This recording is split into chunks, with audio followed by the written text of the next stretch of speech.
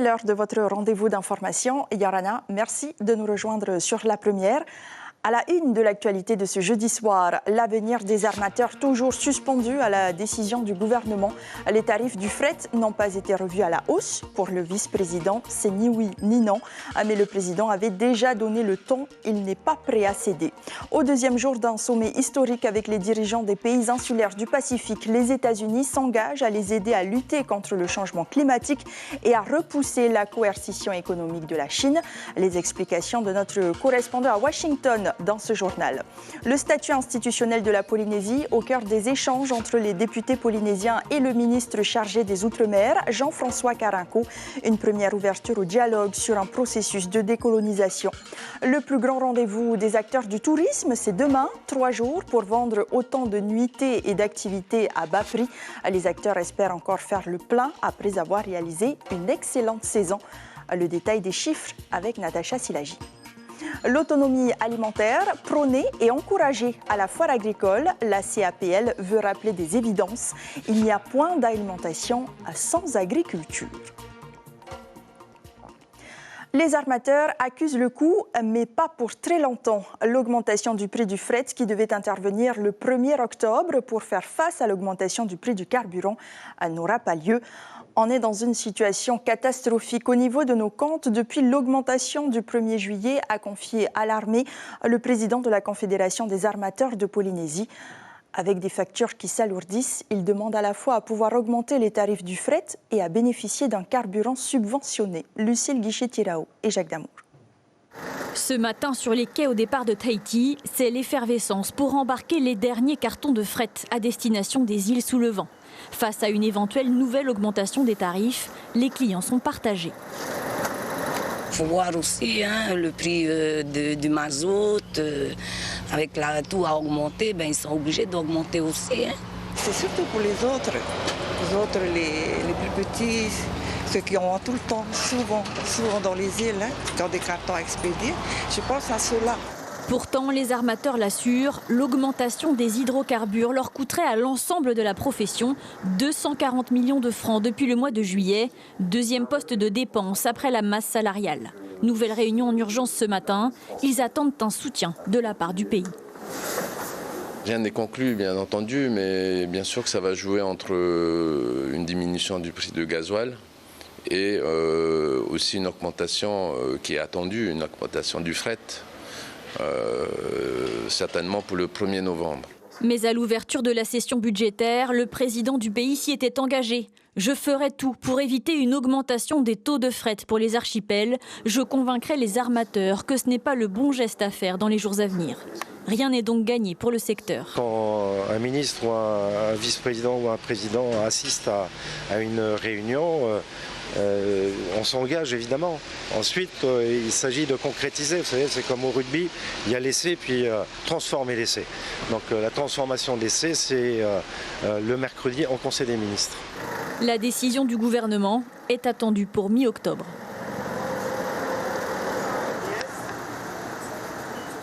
Et la grève sera bel et bien effective dans les administrations du pays. Les pompiers de l'aéroport aussi débrayeront dès ce soir minuit à la 3e rencontre entre la FRAP, la Fédération de rassemblement des agents des administrations de Polynésie, et le vice-président.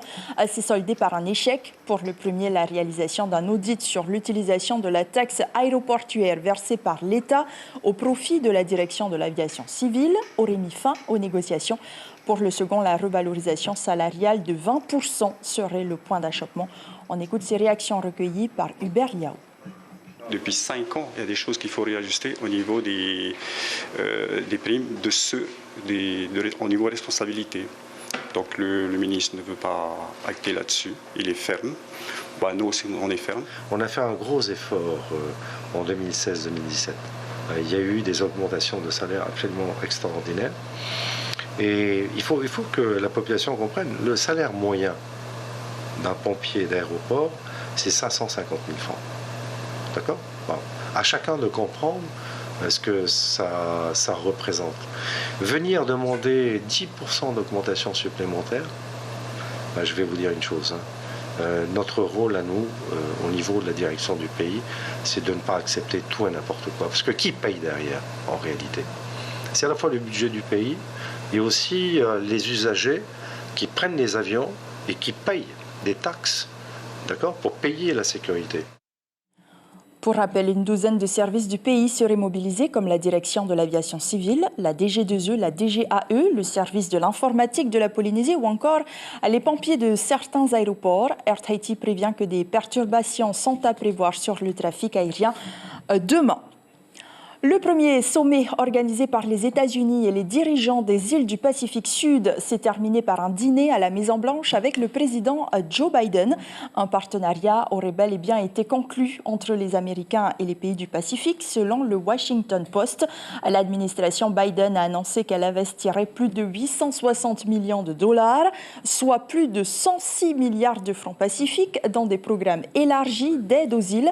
La priorité de mon gouvernement est de renforcer le partenariat avec vos pays, a déclaré le président américain. Dans cette stratégie, l'espoir de contrer l'influence grandissante de la Chine. Thomas Danzel.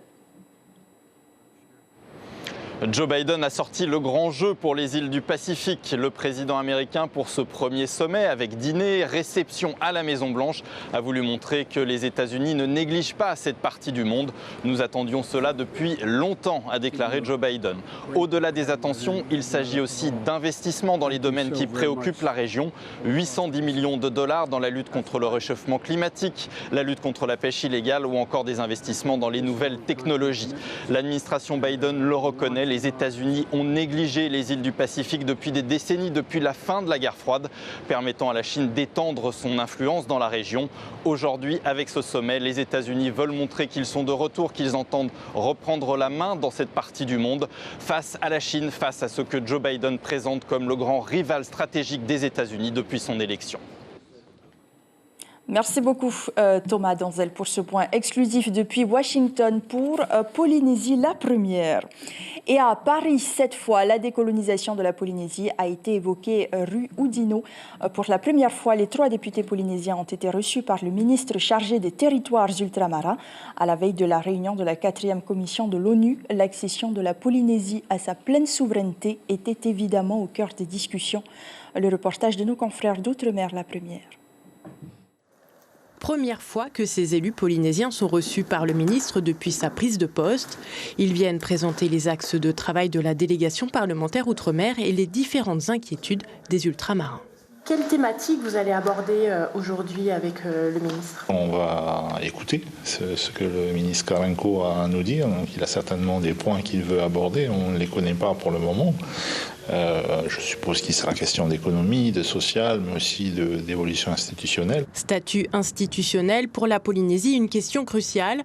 En 2013, l'archipel a été inscrit sur la liste des Nations Unies des pays à décoloniser. À l'époque, la France parle d'ingérence et opte depuis pour la politique de la chaise vide. À la 4e commission, celle traitant des sujets relatifs à la décolonisation. Cette commission se réunit dans quelques jours à New York. Ces élus, tous indépendantistes, y participeront pour évoquer le cas polynésien. Si le sujet de la décolonisation est tabou depuis 10 ans, cette rencontre avec le ministre montre des signes d'ouverture. L'État n'est pas là pour promouvoir les indépendances dans les Outre-mer, ça nous le comprenons parfaitement, mais il n'y a pas d'opposition de principe à ce que la discussion se fasse, et il a rappelé des préalables qui pour nous sont importants, c'est que le principe d'autodétermination existe en République française. L'idée également est d'obtenir le même accompagnement que la Nouvelle-Calédonie dans son évolution institutionnelle. On peut comprendre que la France a des difficultés à avoir un calendrier qui n'est pas commun. Évidemment, nous avons des revendications qui sont similaires au peuple kanak et à cet ensemble calédonienne. En tout cas, nous allons faire en sorte de convaincre pour avoir le même objectif. Cette réunion d'1h30 a permis d'ouvrir un dialogue sur un éventuel processus de décolonisation. Reste à voir quelle attitude adoptera la France à l'ONU la semaine prochaine. Et sachez que le gouvernement sera finalement représenté à la réunion de la 4e commission de l'ONU qui se tiendra à New York à partir du 3 octobre par le ministre des Grands Travaux, René Temeharu. Le tourisme a le vent en poupe. Les visiteurs sont nombreux aux Marquises. À Nukuhiva, le comité met l'accent sur la promotion de la culture pour la partager avec les touristes de passage. Une exposition vente a eu lieu au foyer artisanal de Taiohae, puis des démonstrations de sculpture, de tressage de palmes de cocotiers, de confection de couronnes de fleurs, de bijoux en graines ou encore de danse marquisienne ont été organisées. Une journée de partage réussie, à en croire les impressions de ces touristes français interrogés par Marie Curva. Ce qui était super, moi j'ai trouvé, c'est qu'on puisse essayer de faire comme le sculpteur qui était là et d'avoir les outils, les vrais outils du sculpteur sur bois. Là, je trouve ça magique qu'ils viennent jusqu'ici, qu'ils prennent le temps. C'est vraiment bien. Et puis, quand même, de pouvoir faire son bracelet. Et puis, la danse, participer. En fait, c'est pas que un spectacle, c'est de faire participer les gens. Ça, c'est une super idée. Un moment convivial, tous ensemble. Et demain, 200 exposants du secteur touristique seront sur le terrain à Papeete pour faire la promotion de leurs prestations. Le 29e salon du tourisme en marche dès demain matin et jusqu'à dimanche. Vous le savez, la haute saison bat son plein, encouragée par la fin des restrictions sanitaires.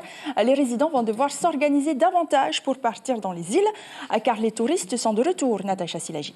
Bonsoir, vous le savez, 2020 et 2021 ont été 2 années sinistrées pour le secteur touristique. À peine plus de 80 000 touristes en 2021 contre 236 000 en 2019. Alors l'année 2022, bien c'est l'année de la reconquête et cela fonctionne plutôt bien pour l'instant puisqu'au mois de juillet dernier, hôtels et pensions ont retrouvé 98% de leurs effectifs. Alors ce sont surtout des Américains et des Français pour 76% de la clientèle.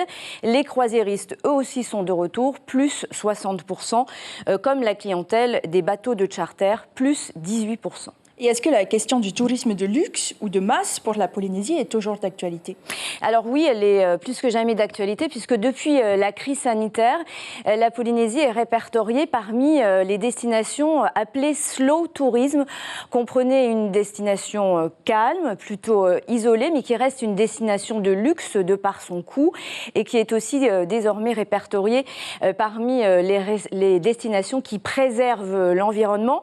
Et la Polynésie qui a beaucoup déjà de compagnies aériennes. On compte une trentaine de vols par semaine au départ de la Polynésie. Alors avec l'arrivée de Delta Airlines prévue au mois de décembre prochain et l'ouverture la semaine prochaine d'une nouvelle ligne sur Seattle, il faut s'attendre à plus de touristes à accueillir. Et est-ce qu'on s'oriente vers un agrandissement de l'aéroport et un développement des structures d'hébergement? Alors pour l'instant, pas vraiment. Ce que l'on sait, c'est que c'est la société Vinci qui devrait reprendre les rênes de la gestion de l'aéroport au mois de juin prochain avec 51% des parts. Mais vous le savez, il y a eu plusieurs recours qui ont déjà été déposés contre l'attribution de la gestion de l'aéroport par Oscar Temaru, le maire de Fa'a d'abord, aujourd'hui par le président de la Chambre de commerce Stéphane Schindler. Alors ces recours, ils retardent l'aménagement de l'aéroport, son agrandissement, sa modernisation, un aéroport qui a déjà reçu 1,5 million de passagers en 2019 et qui aura du mal à en recevoir davantage. Même chose pour les structures hôtelières, que ce soit les pensions de famille ou les hôtels. Pas de projet pour l'instant à l'horizon, hormis bien sûr celui du gouvernement déjà annoncé depuis 10 ans, baptisé Village Tahitien. Merci beaucoup Natacha Silagi pour toutes ces explications.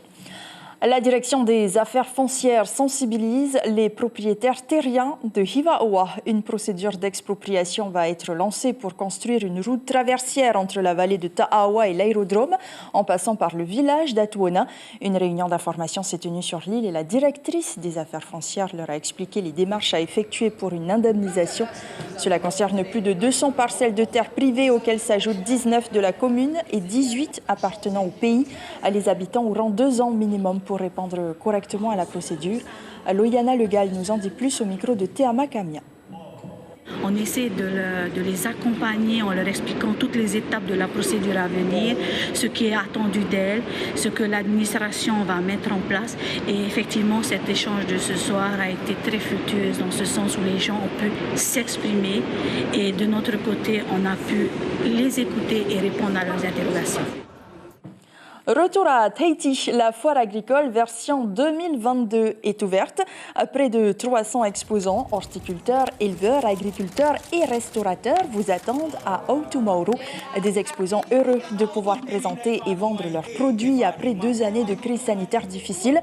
Le maître mot cette année, valoriser les produits locaux et 100% made in fénois. Ne plus dépendre de l'extérieur parce que les prix flambent. L'autonomie alimentaire, c'est un combat, celui des pouvoirs publics. Et la volonté des particuliers y concourt aussi. Planter, consommer, ressemer, une logique que bien des habitants du Fénois veulent adopter. La foire agricole en a fait son objectif. On voit cela avec Stéphane Ratino et Patita Savia. Du ventre de la terre au palais des gens, ce qui hier étonnait le consommateur des villes, sera-t-il demain son quotidien ? L'utopie est en germe. Arimatara, du faapu à l'assiette, c'est déjà le chemin de toujours. Pas d'artifice ni de couleur. Sur ce stand paysan, la vérité toute crue d'une agriculture faite à main nue. Le manioc, patate douce, le loufi pomme de terre, curcuma et le loufi hoi. Qu'est-ce que tu manges dans la semaine? Matriti, comme d'hab. Pas matriti, arimatara, oui. Arimatara. Vous achetez souvent en magasin ou jamais? Non, pas souvent. Partout un éveil des consciences. Après tant d'égarements du consommateur, un appel tendre de la terre, le retour à la source et les bienfaits du chez-soi offrent leur saveur. L'agriculteur que l'on connaît, les produits que l'on redécouvre et le goût naturel et sauvage des dons du Fénois. Non, on a changé l'habitude. On vient commencer à manger local. Qu'est-ce qui a fait que vous avez changé les habitudes? La publicité dans les médias. Mes petits-enfants aiment ça. Aiment le matriti, ils aiment ça. En fait, même les légumes, ils en mangent de tout. Ils mangent de tout. Tout passe par l'éducation alors, hein? Tout à fait. Il faut faire son propre fabou, parce que sinon, la vie est tellement chère en ce moment que... Le moindre mètre carré peut être investi. Avoir son coin de potager, c'est désormais conquérir sa part de paradis. Le faapu est devenu une terre promise. Planter, une passion qui s'étend des districts à la ville, la foi donnée à sa nourriture, made in maison. Mais là, ils sont intéressés par tout ce qui est aromatique, tout ce qui est, par exemple, les épinards, comme la patate, sinon le choucana, voilà. Les produits de la terre baignés dans la culture deviennent une ode au sentiment. L'alimentation, c'est cela, et à regarder les couleurs vives des plats du restaurant, les promesses gustatives sont une invitation à s'asseoir. Fini l'entrecôte frite, goûte, c'est ton Fénois. J'ai complètement changé mes menus cette année parce qu'il faut manger local maintenant. Et qu'est-ce que tu en penses? Ce que j'en pense, c'est ma première fois. Et je crois que ça vaut le coup d'essayer. Et tu as inventé là, hein? Voilà, j'ai inventé, c'est la salade russe locale. Là-dedans, j'ai mis du taro, bien coupé en petits dés. J'ai mis un peu de crabe et le maïs avec la sauce vinaigrette. Et c'est vraiment bon. Le ventre de la terre parle. À la foire agricole, la renaissance des gastronomes se cultive, tout simplement. D'un salon à un autre, nous partons en France pour découvrir le premier salon européen à flot. Le Grand Pavois fête ses 50 ans. L'anniversaire se fait avec des invités d'honneur, Tahiti et les îles du Pacifique.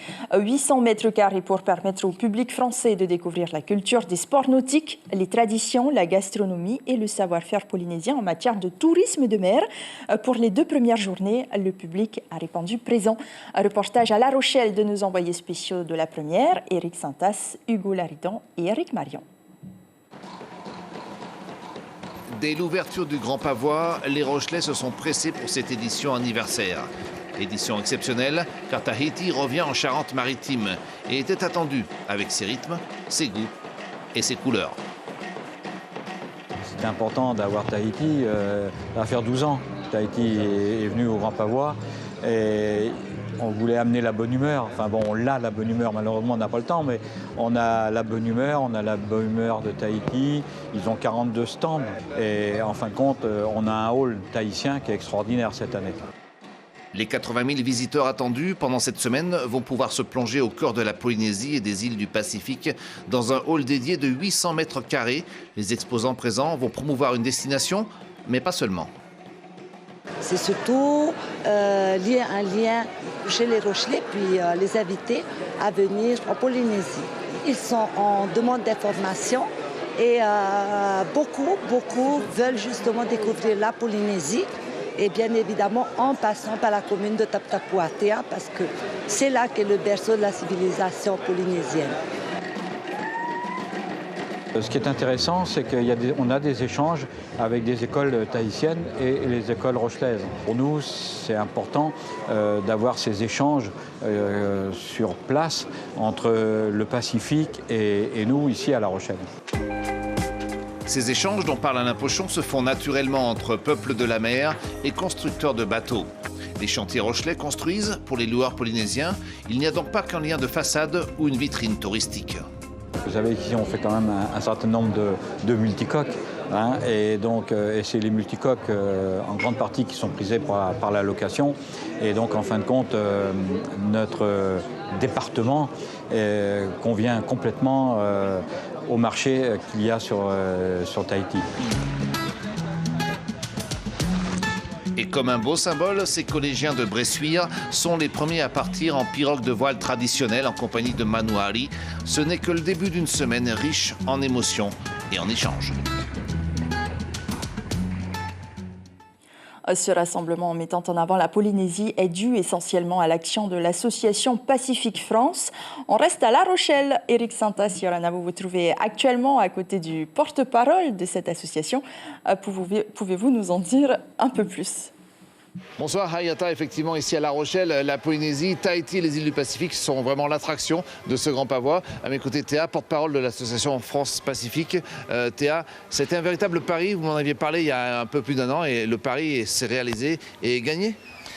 Alors ça a été beaucoup de travail, oui effectivement, enfin à Paris on a tout simplement proposé bien évidemment à l'ensemble de nos adhérents, donc qui sont tous des professionnels qui œuvrent pour la promotion de la culture polynésienne, donc artisans, des traiteurs, des tatoueurs, donc à se rassembler ensemble pour pouvoir intégrer des événements qui étaient déjà connus et donc notamment le Grand Pavois.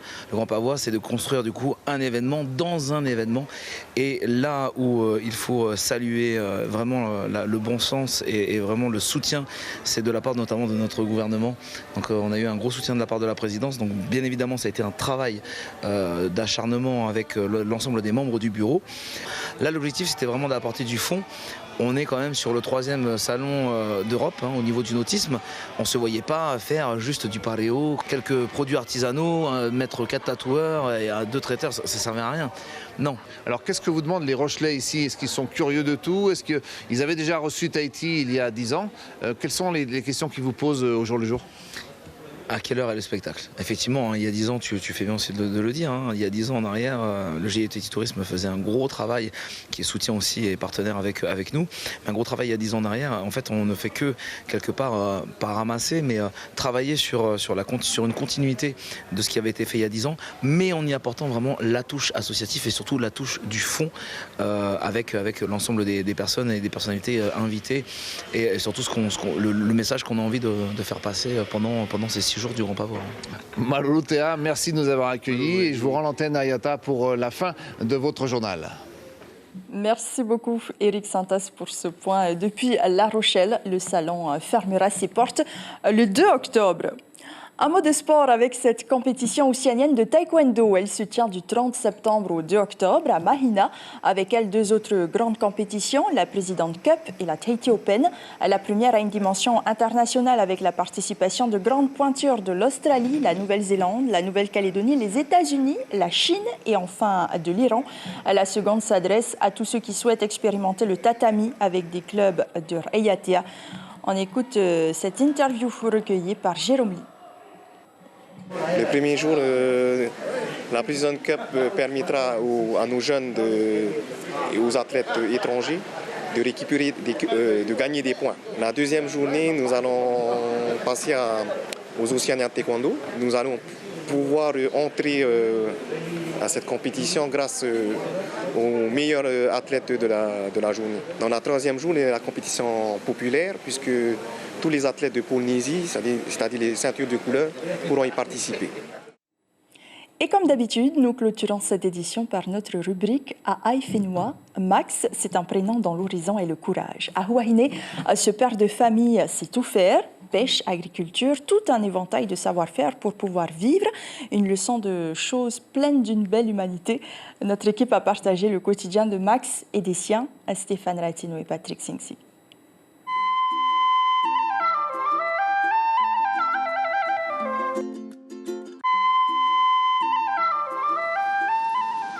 Max va jeter les filets à la mer, comme le faisaient les anciens, comme demain le feront certainement ses enfants. Un simple filet qu'un coup de main adroit transformera en pêche miraculeuse. Ici, nous sommes loin des quotas. C'est une pêche vivrière, en petite quantité, pour nourrir la famille. Il y a 2 enfants, une petite fille à venir. Max, c'est le système D. Il travaille, se débrouille, se bat pour s'en sortir. Une vie très loin des commodités modernes. Poisson, c'est le poisson épris, ça. Poisson épris, on vient de tirer sur le filet. Mais le truc, en attendant encore, après le reste, on va cuire. T'es content, ça me revient là? Ah oui, ça moi. Tu vas bientôt leur apprendre à pêcher, tu leur dis? Ah oui, oui. Je vais apprendre à pêcher, monter les cocos, tout. À 3 ans déjà, il a envie de pêcher, non? Peut-être à 6 ans, 7 ans, commencer à pêcher, langouste, tout. Vivre est un combat, et Max le mène avec sourire. Il souligne une humanité de tous les instants. Son quotidien, 1000 labeurs pour faire un travail. Son corps sculpté par l'effort lui offre une agilité déconcertante. Sur la parcelle où il vit, des arbres, une amie est venue lui demander des noix de coco. Elle les achètera. Le service du producteur au consommateur est ici à entendre, au pied de la lettre, une signature, tout en solidarité.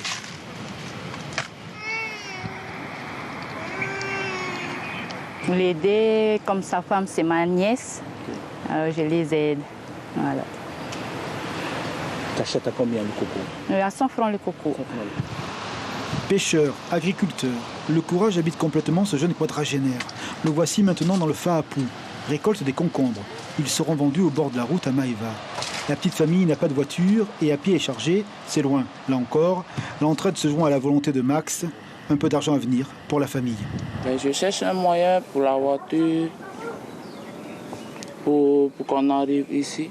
Vous n'avez pas de voiture à la maison, alors qui c'est qui vient vous aider en général pour venir? Mais c'est les amis à Max. Quand ma soeur vient ici, on essaie aussi de l'aider. Après, on essaie de venir là avec elle, la soutenir. Après, c'est pour elle parce que ça l'aidera aussi de faire ça tous les jours chez eux deux.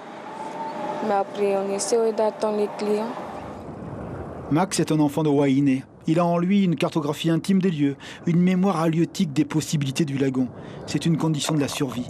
Son corps courbé et sa main qui racle le sable récupèrent des coques, une gourmandise. La famille en raffole. C'est pour vendre? Ah non, c'est pour manger. Ah, c'est pour la famille? La famille, mes enfants. La famille, les enfants, ce sont des instants de bonheur partagés. Max y apporte une attention permanente. Une vie simple, loin des chichis qui sait regarder simplement l'horizon, à cœur ardent, les yeux brillants.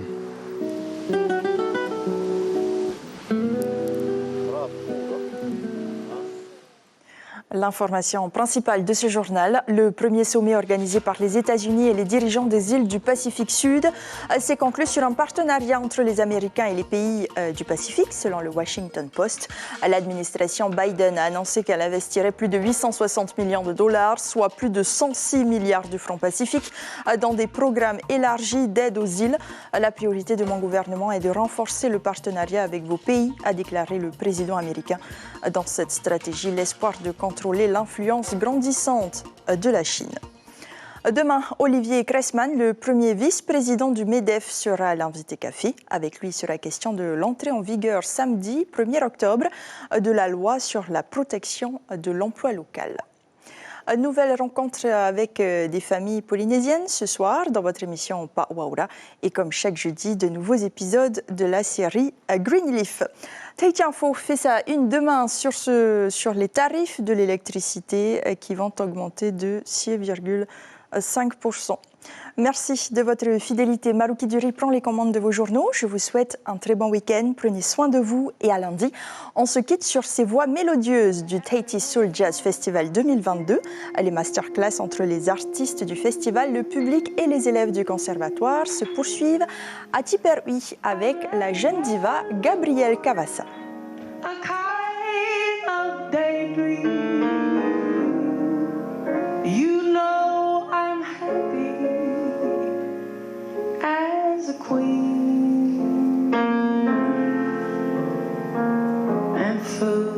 strange though it may seem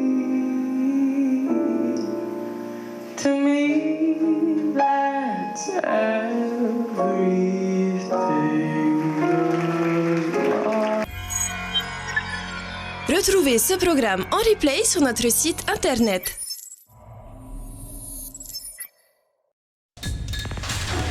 L'information en continu sur Polynésie la première, Internet et réseaux sociaux.